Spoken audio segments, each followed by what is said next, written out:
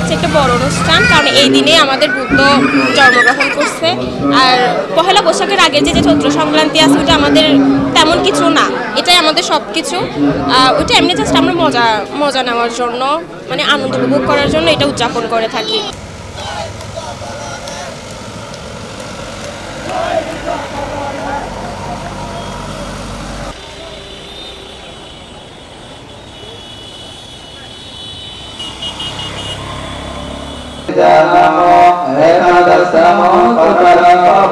আজকে আমরা উখিয়া উপজেলার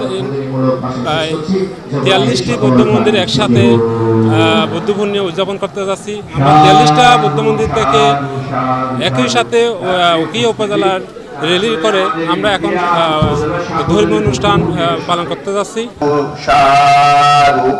অনুষ্ঠান শেষে আমাদেরকে এটি আপনাদের সবার জন্য একটি করে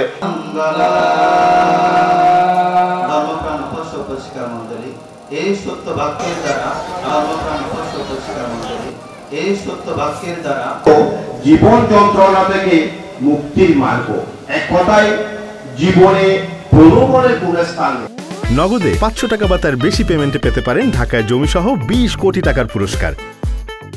প্রতি বছর মনে করেন আমরা অনেক সুন্দর মানে বিভিন্ন অনুষ্ঠান মানে যাই, বিহারে যাই, সকালবেলা পূজা দিই, আর সন্ধ্যাবেলায়ও বিহারে যাই, মানে বাতি জ্বালাই, অনেক আনন্দ পাই, অনেক আত্মীয় স্বজনের সাথে দেখা হয়, অনেক রিলেটিভদের সাথে দেখা হয়।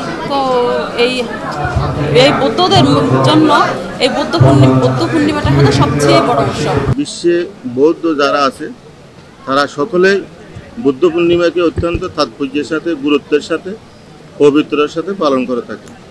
তন্মধ্যে আমরা বাংলাদেশের সর্বদক্ষিণে কক্সবাজার জেলার উখিয়া উপজেলার বৌদ্ধ জনসাধারণ আমরা সার্বজনীনভাবে প্রতি বছর আমরা এভাবে একটা শান্তি শোভাযাত্রা রেলের মধ্য দিয়ে আমরা প্রতি বছর উখিয়ার যে কোনো একটি পুণ্যতীর্থ স্থানে আমরা এই বুদ্ধ পূর্ণিমা উদযাপন করে থাকি।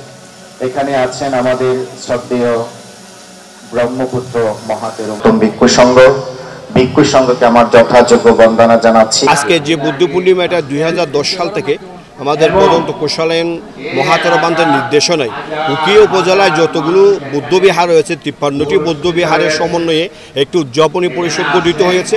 সেই উদযাপনী পরিষদের মাধ্যমেই আমরা এই উখিয়া উপজেলা সার্বজনীন বৌদ্ধ পূর্ণিমা আয়োজন করেছি।